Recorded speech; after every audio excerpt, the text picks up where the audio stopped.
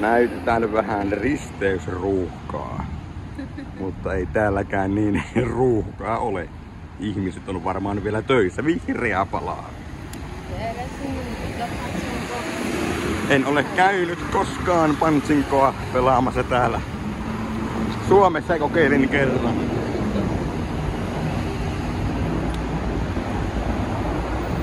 On täällä kuitenkin enemmän ruuhkaa kuin Jyväskylässä 4 aikaa.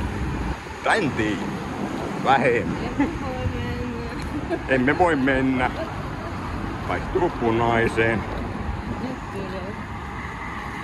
Huoltoasema on siinä. Eroaa paikallisesta nesteestä.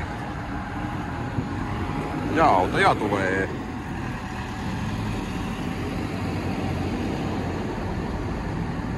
En tiedä milloin ihmiset on nälkäisiä ja saapuvat kotiin.